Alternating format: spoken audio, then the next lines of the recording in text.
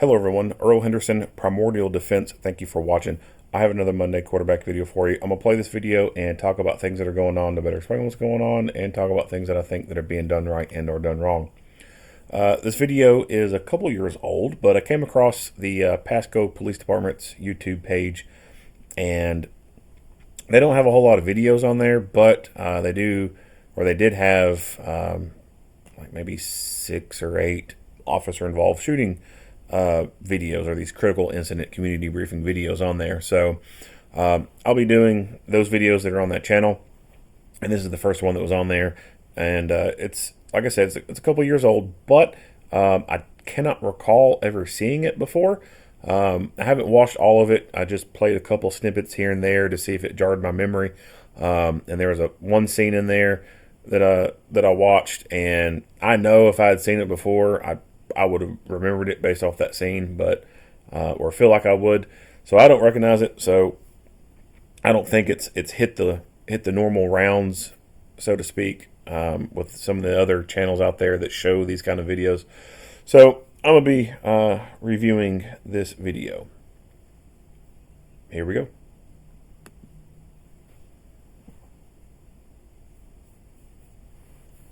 Also, before it gets started, the volume, I have maxed out the volume on this and on my computer. They just, for whatever reason, have a lower volume setting. I guess they made this with the intentions that people would be listening with headphones or something like that. It doesn't get very loud.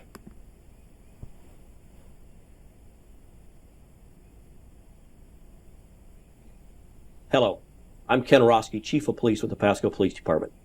This critical incident update is intended to provide you with information about an officer-involved shooting that occurred in the city of Pasco. You will hear relevant information and learn about details we know are related to this case, so you have a better understanding of what occurred. To ensure compliance with Washington State law enforcement's independent investigations criteria and best practices, the Tri-Cities Special Investigations Unit, or SIU, took control of this investigation just after it occurred. SIU is an independent team of skilled investigators who will report their findings of the criminal investigation to the Franklin County prosecutor. SIU conducts very thorough use of force investigations, which require investigators to interview multiple witnesses, view video footage, and analyze a significant amount of forensic evidence. SIU is still conducting their investigation, and it is not uncommon for these investigations to take months to complete. The Pasco Police Department will also conduct an internal administrative investigation, separate and independent of SIU, that will examine our policies and procedures related to this case.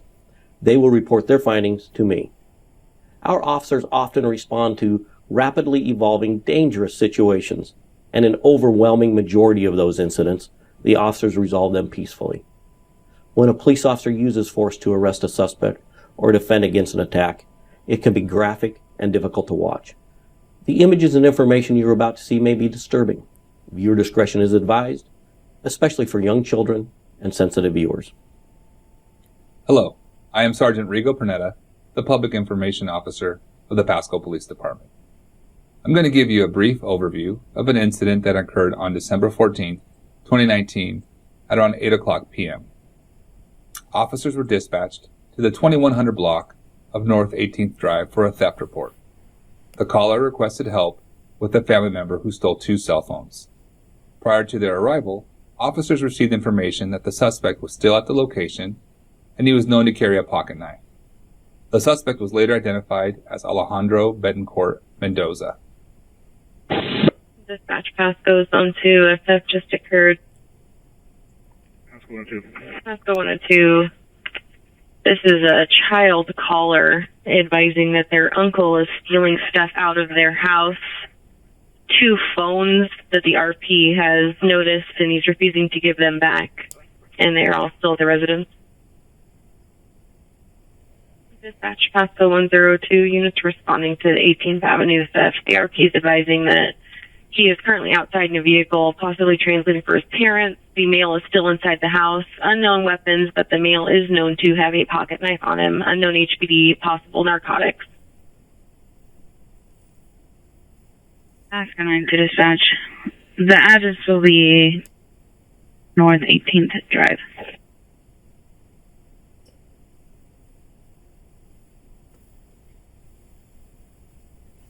The body-worn cameras used by the Pasco Police Department carry a 30-second buffer of video without audio. When a body-worn is activated, it goes back 30 seconds and starts recording. It does not record any sound during those 30 seconds. This feature is designed to capture police activities that occurred suddenly when an officer is unable to activate the camera. These videos you're about to see also contain the audio portion since the officers activated their body-worn cameras. These cameras are also worn at chest level by most officers assigned to field duties, and they capture a general perspective of what is on the camera's view.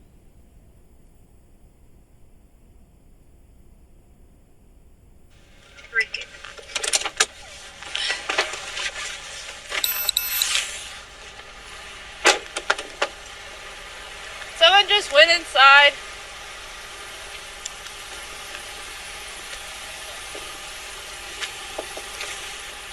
Hi, what's going on? This is my uncle, my sister is the big problem with this Alejandro. He stole 2 phones. He only gave left one phone. Whose phone are they?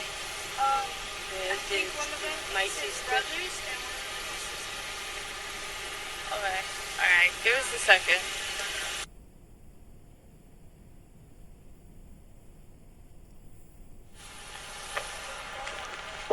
Hello. Hey, can you come out and talk to me real quick? Sorry. Who's that guy? That's my cousin. He wasn't here. Okay. Yeah. So what's going on? You know, we'll talk to you guys. What's that? We'll talk to you guys.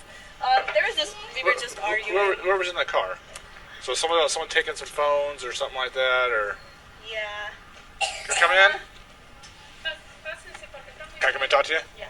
So who's taking what phones, and what can we do to resolve this? We already got it back. What's that? We already got it back, but Okay, who's that out in the car? it's my aunt. It's her Okay. sister. Yeah. So who's taking phones? Like, she took my phone and I grabbed her phone. But we resolved everything pretty much. We already resolved everything. Where's the phones at? She gave me back her phone and she gave me back her phone. I don't know about his phone. Here, let me talk to her, because she's here. While interviewing several witnesses inside the home, Officer Griffin notices Alejandro reach for a knife that is in his front pocket. For their safety, Officer Griffin and Officer Boykin take control of Alejandro to prevent him from accessing his knife. When the officers are detaining Alejandro, a family member interferes with their arrest. Who's got So his phone disappeared first. Okay. Come on. Hold on, she's taking it back from you. Dude,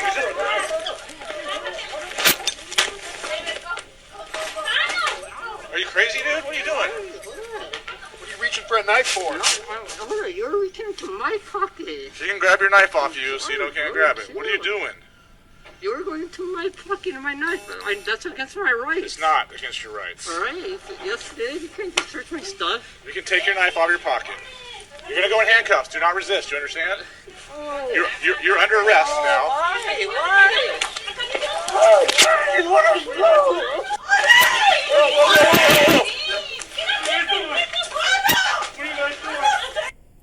Officer Boykin and Officer Peoples then struggle to control Alejandro, who is resisting, and he's able to get to his knife. In the struggle, Alejandro is able to cut Officer Boykin in the forearm and stab Officer Peoples in the face and neck.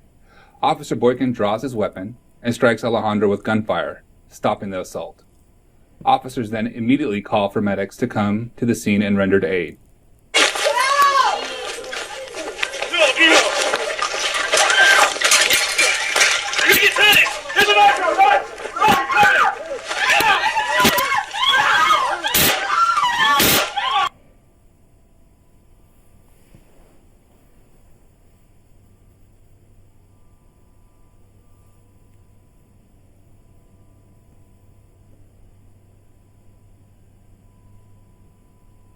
Whew, damn.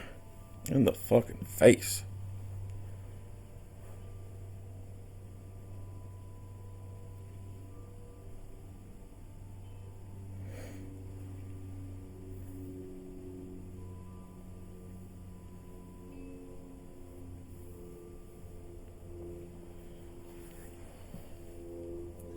Officer Peoples applied a tourniquet on Officer Boykin's arm because of the severity of the laceration, and she drove him to the hospital.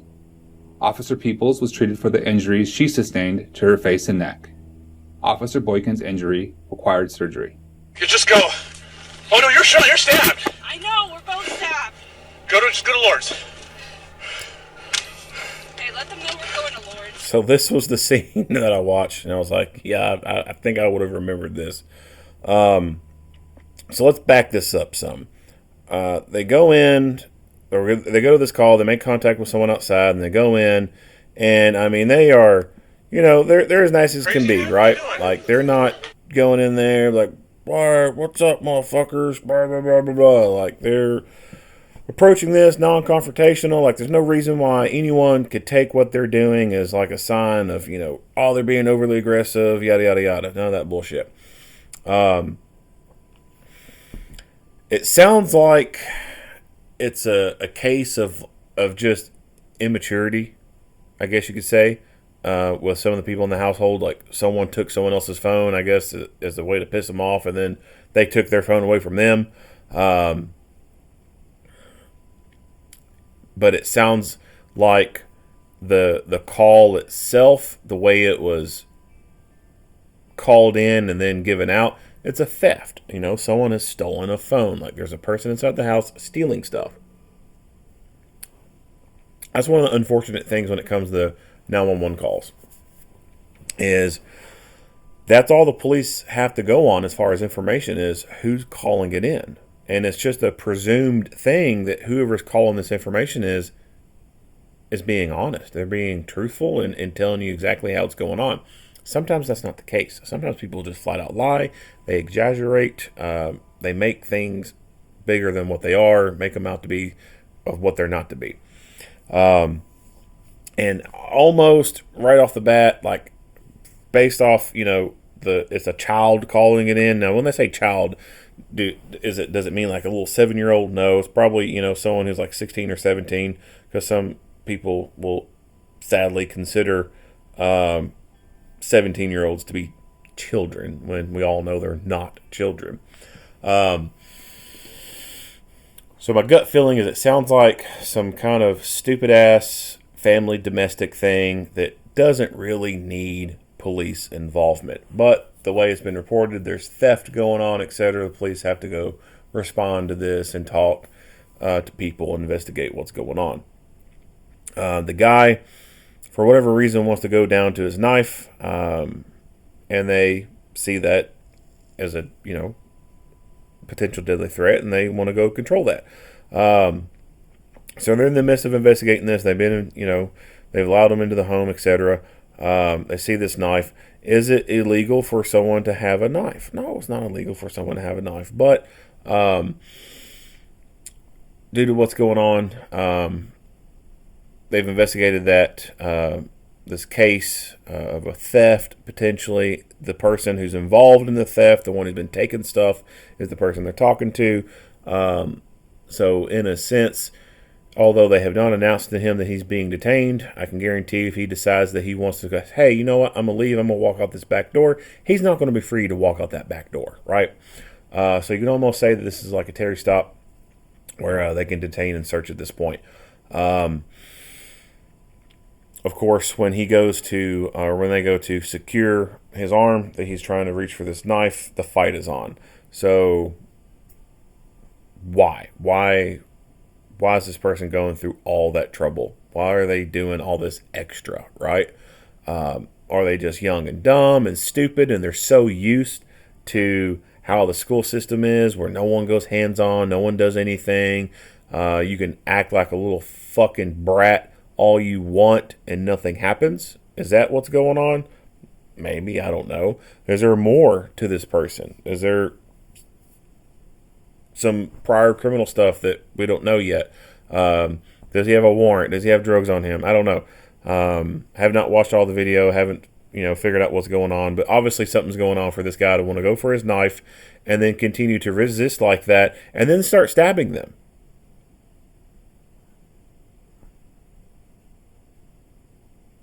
Like, that's a pretty bold move, to start stabbing people with a knife and to stab them in the fucking face. Disappeared first. Okay. Hold on. He's taking it from you. Dude. So at this point, it does appear as though there's more officers who have entered the residence here to talk. Unfortunately, as they go hands-on, another family member wants to jump in and show their level of stupidity. Are you crazy, dude? What are you doing? What are you reaching for a knife for? You're reaching into my pocket. You can grab your knife off you so you can't grab it. What are you doing? You're going into my pocket and my knife. That's against my rights. It's not against your rights. All right. Yes, it is. You can't search my stuff. You can take your knife out of your pocket. You're going to go in handcuffs. Do not resist. You understand? You're under arrest now.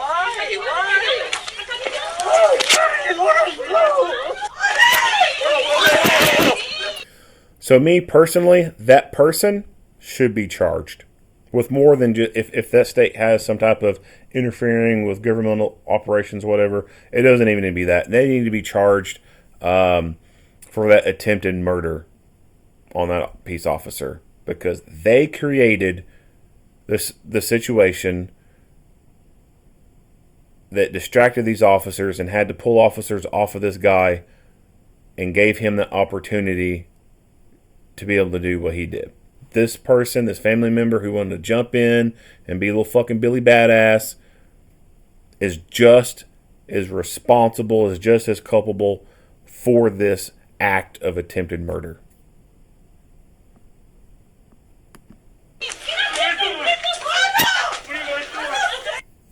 Officer Boykin and Officer Peoples then struggle to control Alejandro, who is resisting, and he's able to get to his knife in the face, stopping those.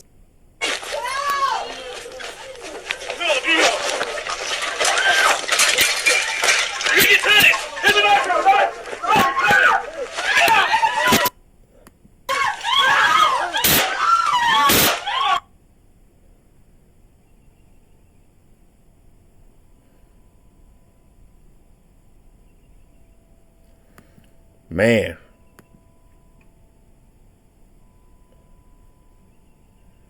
Right into the face. So it sucks that these officers have lost their footing during this, this situation. And this guy was in a position of advantage and was able to start stabbing them. I mean, God dang, man, just imagine, what is going through her head at this moment.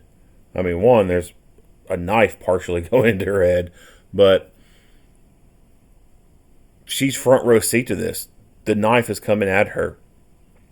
What is going through her head? She must be thinking, fuck, I'm dead. It's got to be a scary moment. Scary moment. I remember being in a similar position with someone, and they got my ink pen out of my shirt and had it in an ice pick type of hold, and was starting to come at me with it. And I remember just thinking, fuck, I'm gonna get stabbed in the eye. I'm gonna be a fucking pirate for the rest of my life. But yeah, but of the knife, I haven't had anybody, get hold of a knife and stab me with it. But holy shit, man, just what? Whew, damn. And then and to feel it, maybe feel it, I don't know. I don't know what she felt. There's a lot of people who've been in fights and they've been stabbed before, and they never felt the stabbing. In fact, there's been times where people have been in fights and they were getting stabbed, and they just thought the other person was punching them. There's even people who've been shot before, and they didn't really feel the pain of being shot right there in the moment because they were in the fight. Fight or flight syndrome has kicked in. They got a lot of endorphins and adrenaline pumping through their body, so they don't feel the immediate stuff. Now, afterwards, when those things start wearing off, yeah, they start feeling it. But who knows what she was physically feeling in the moment.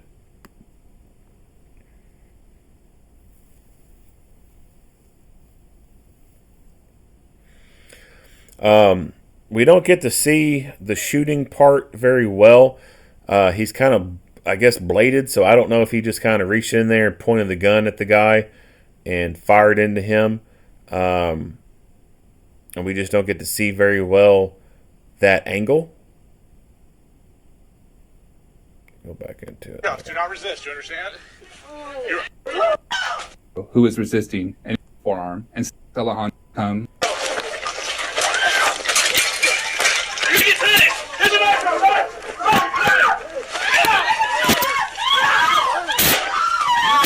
Yeah, so we don't get to see very well how he's doing it.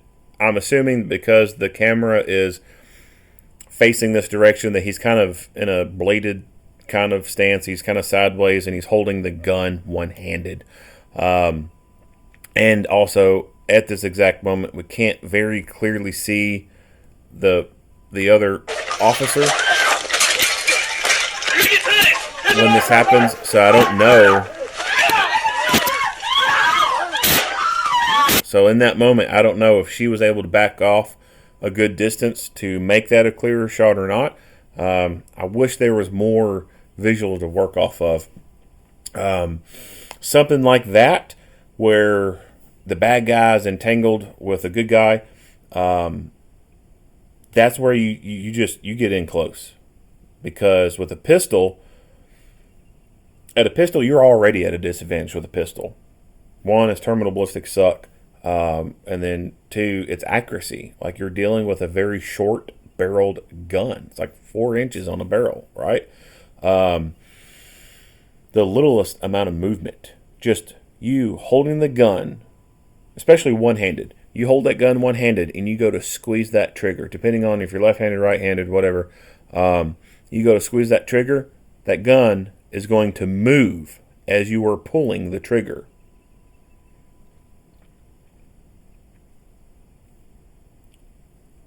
When that happens, you throw your shot placement off. Up close, you may not notice the difference, but as you increase the distance or adding increments of distance to that, you start noticing shot placement going way off. So something like that, where bad guy is entangled with good guy, it is bad breath distance. They might as well be making out. That's when you just fucking get up in there and you put the muzzle to the target and then fire.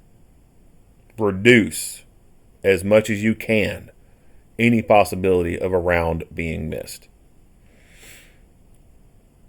So in that situation, instead of him just trying to fire from the standing position, the best thing he could have done was drop down to both knees, ram that gun in the side of that dude's head, and fucking press shots. That would be the best course of action to take.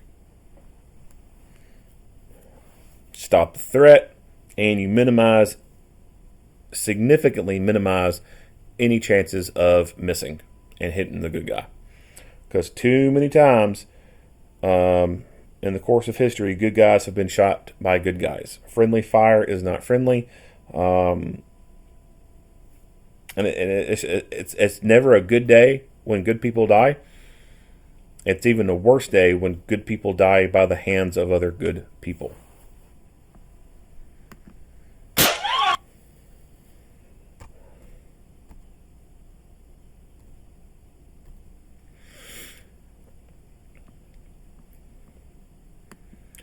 So this knife here, you may be thinking, oh, that's not that big of a knife. It's not a Michael Myers knife or nothing like that. This is still a deadly weapon. It will kill you. Officer Peoples, she drove neck. Officer Boykin's injury required. Just go to Lord's. Oh no, you're shot. Officer Boykin's injury required surgery. You just go. Oh no, you're shot. You're stabbed. I know, we're both stabbed. Just go to Lord's.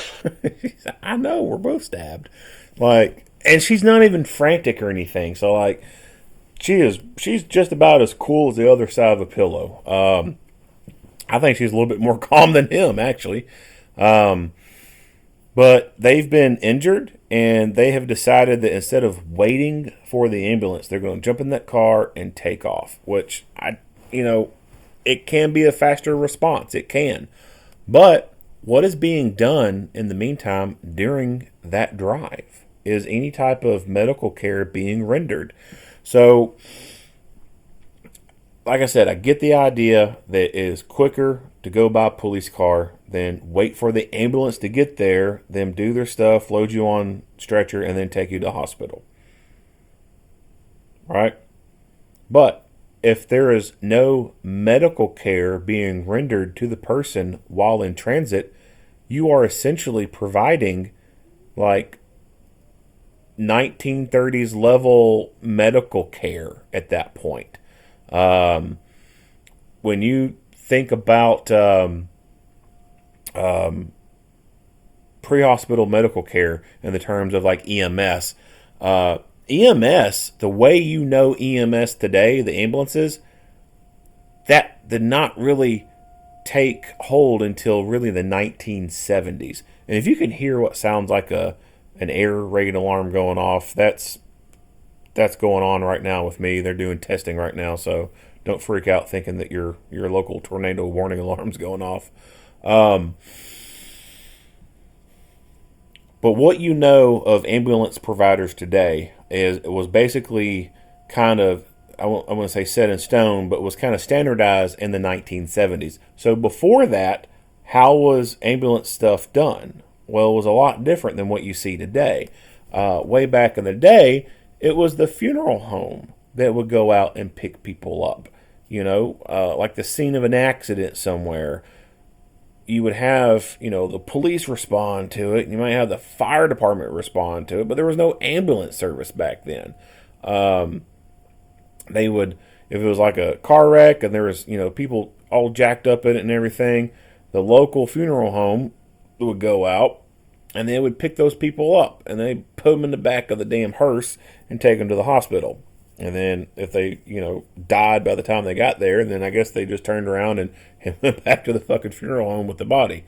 And then it kind of progressed into, people would drive with, the hearse going out to these kind of calls, or, the local government just, got the hearse from the funeral home, or they went through the manufacturer that made the damn thing and they started, using these things as ambulances, right? And then these companies that made the hearses for the funeral homes, well, they started producing actual ambulances that were based off the body of a freaking hearse. So like when you go back and you look at old school photos of ambulances, they're hearses, right?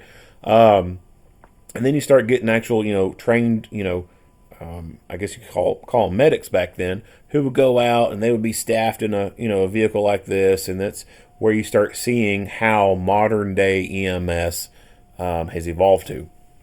But there was a point where it was just a person driving a hearse that would pick people up and throw them in the back of this long thing and then drive them to the hospital. So when you do this, when you just throw someone in a car and then you drive from point A to point B, but no one's doing any medical care for them, you're basically doing what they were doing back in the fucking 30s and 40s. Like, that's not a great option. That's not a great level of care being provided, right? Now, both of them going at the same time, again, like I said, I understand their mindset. All right, we're going to get there to the hospital faster. We'll probably get halfway there to the hospital by the time the damn ambulance even gets here on scene, right? The downside to her being injured and driving is they really have no idea the extent of how deep that knife went, right? She could go unconscious while driving from blood loss. And that would suck. Like, they just got fucking stabbed in this fight. Now they're driving lights and siren to the hospital, lose consciousness, and now the car goes off the side of the road doing 50 miles per hour. Now you got more injuries to deal with. So an injured person driving themselves after, receiving such a traumatic injury is probably not the greatest thing that needs to be done. If they were going to go with this option of, hey, we're going to throw people in the cop car and take off, then a third officer who was not injured should have been the one driving.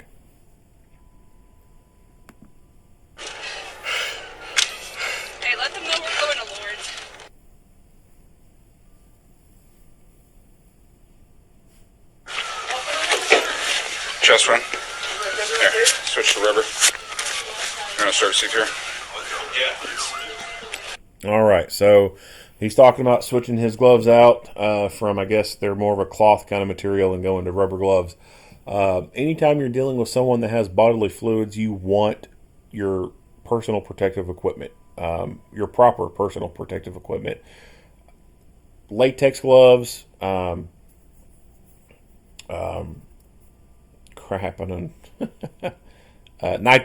gloves. So latex gloves and nitrile gloves. So latex gloves are kind of the norm, but so many people having allergies to latex. Nitrile gloves are more the norm now. Either way, which one you're going with, it don't really matter. You need to have those gloves on you at all times. Because when you are dealing with people with bodily fluids, you have to assume that those people have the worst of the worst. They've got the HIV, the AIDS, the hepatitis, whatever. You have to assume they got the bad stuff, and you don't want to take that stuff home with you. If you're young and you have not started a family yet, haven't gotten married, haven't had kids yet, if you get HIV at work, what do you think are the odds of finding a partner for life after that? And then what do you think are the odds of finding a partner who's wanting to have sex with you to produce a child? Like, it's not going to happen. It's a life-altering event, and you're going to die from it. I mean, it's going to decrease your quality of life. So always have gloves on you. Always put gloves on before you touch people with gloves. If they're sitting there and they're bleeding out, and you know that you can stop it by applying pressure, but you haven't got your gloves on yet, they can wait. They can wait while you put those gloves on, because you are the one who matters the most. That person shouldn't have put you in that position to have to shoot them. That's on them. They got themselves into this situation.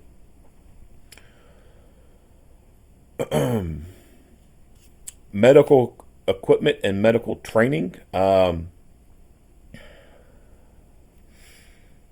If you're going to carry the tools to induce trauma, you need to carry the tools to reduce trauma. So if you're going to carry a gun for a living, you need to carry medical equipment as well. The medical gear that you carry on you, you can't carry an entire trauma kit, right? So it has to be some minimal stuff. And when we look at medical training, that's going to help dictate what kind of gear you carry to carry the most effective gear. So when we look at the medical training, with this type of application, I think that TCCC is the best type of medical training to have, because it's a more realistic approach to battlefield type of injuries. And within TCCC stands for Tactical Combat Casualty Care. Within that, you have the MARCH acronym that you would follow for rendering care. Massive hemorrhaging is first. That's M. And so that is one of the number one leading causes of death when it comes to battlefield type injuries. Now, when I say battlefield type injuries, that can mean more than just small arms and stuff like that. That can also mean explosives, artillery, etc. Because the data that drives this does come from years of warfare. And so things like landmines and artillery and explosives, blah, blah, are in those data sets. But even if you remove all that stuff, massive hemorrhaging from small arms fire and edged weapons is still a leading cause of death. So, stopping the bleed. That's one of the most important things. So when it comes to stuff that you carry on you, a tourniquet is one of the number one things that you can carry on you. Next to that would be pressure bandage and compressed gauze, and preferably, if you can, the compressed gauze with hemostatic agent inside of it, to be able to address the massive hemorrhaging that is most likely going to kill you. And then you can go through the rest of it as far as airway, respirations, circulation, and hypothermia. But unfortunately, agencies don't provide most of them do not provide TCCC level of training. At minimum, what an agency will provide to people is CPR, AED, first aid training. Is that good training? Yeah, it's good training. Just for CPR, AED purposes, like cardiac emergencies. The first aid portion of it is not all that great. It's some useful information, it is, but not for trauma.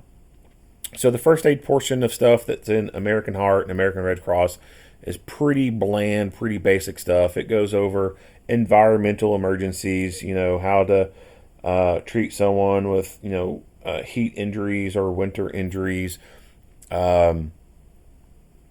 people, with bee stings, anaphylactic shock, how to assist them with administering their EpiPen, or someone having respiratory issues. They got asthma and they have an inhaler, how to assist them with that inhaler. Goes over scene safety stuff. If you see a barrel with some liquid in it spilled out and there's people laying on the ground, that's probably not a safe place to go enter, because it could be a chemical spill and you just can't see it in the air. That stuff. And then it goes into trauma, but the trauma's not very in depth. Like the trauma stuff, like it'll show like a slide or a little video, like someone working in a construction zone area and boom, they cut their leg with a saw or something like that. And then the practicals is you go wrap a bandage around the arm, and you apply pressure, wrap the bandage around the arm, etc. Those first aid classes don't go over how to use a tourniquet, how to use nasopharyngeal airways, how to pack a wound, how to use a chest seal, etc. So the CPR AED portion's good, but the first aid stuff kind of sucks. But unfortunately, that's what a lot of agencies just leave it at. To deal with gunshot wounds, stab wounds, etc., you need that good training. You need that TCCC training. And that will educate you more on what better gear to carry on you. So they mentioned that they're starting CPR on this guy. He's been shot. I don't know where he's been shot at, but if they're giving him CPR, then that tells me they've checked for a pulse, and there is no pulse. In my opinion, and this is just an opinion, this is not a recommendation, in my opinion, people who have received traumatic gunshot wounds and that has caused their heart to end up stopping, I think it's a waste of time to give them CPR and AED. I really do. And there's ambulance providers out there who will not provide CPR to people after traumatic events like car wrecks. So, and not everywhere, but there's some places out there that when they get to the scene of an accident, a car wreck, and the person doesn't have a pulse, they don't even bother to start giving CPR at that point, because the survival rate is only like, at best, 2%. Those are not good odds at all. And then when you deal with people with like puncture wounds and penetrating trauma, they're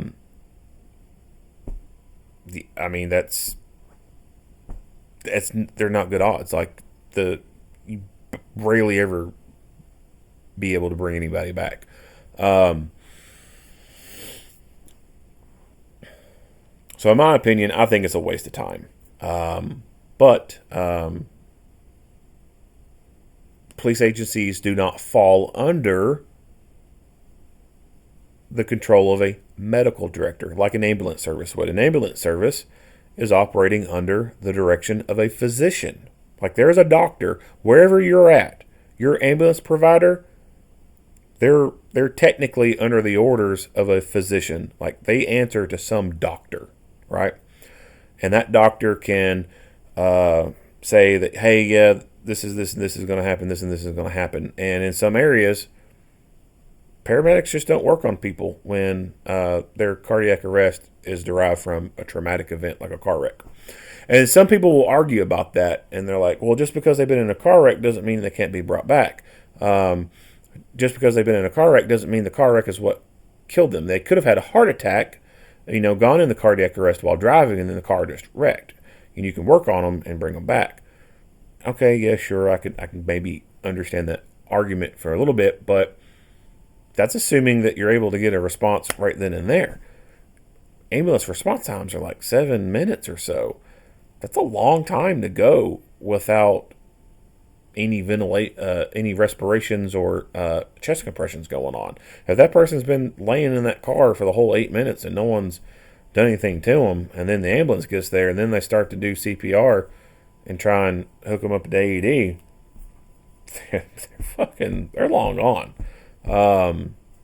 It does not take very long at all for your brain being deprived of oxygen for it to be point of last no return. It doesn't take long. It's just minutes. And then even if they do get the heart started back, like your brain it's gone. Like you're not going to be the same. Police agencies, like I said, they don't fall under a medical director, so they have to fall back on what their level of training is in regards to that, and that will go back to whether or not they had American Heart or Red Cross.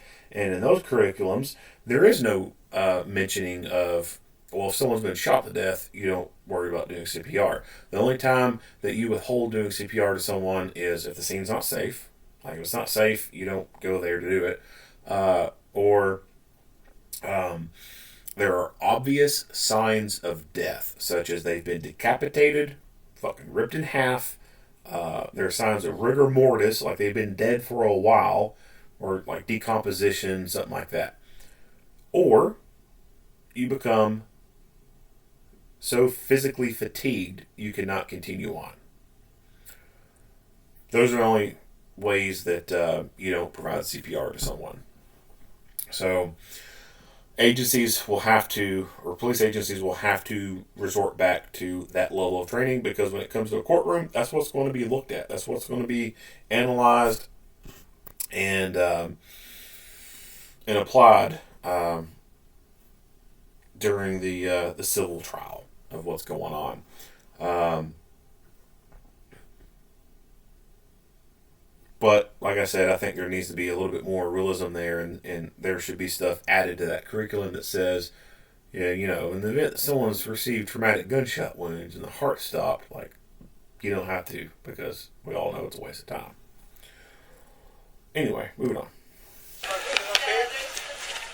Case fire dispatch. Seal that. Sucking chest wound. He said put a rubber glove on that, seal that. So that tells me that obviously there's a round in his chest area somewhere, and this guy's saying sucking chest wound. So he's talking about sealing that hole. So that's where you can use a glove to place over it to do a seal, but that's obviously where a device that's called a chest seal comes into play, and you actually put it over it. You can even modify one in the field. You can use the glove like that. You can use duct tape. You can use duct tape, put it over the hole, what have you. But again, that goes back into the medical training and stuff like that, and getting that knowledge and knowing how to do that stuff. Starting CPR.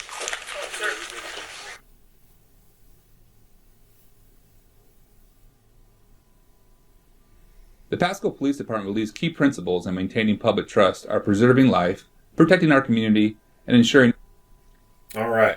So that is it on this video. If you like what you hear and see, go ahead and give me a like and a share. If you have not already, hit that subscribe button and stay tuned for more Monday quarterback videos. Earl Henderson, Primordial Defense. Thank you for watching.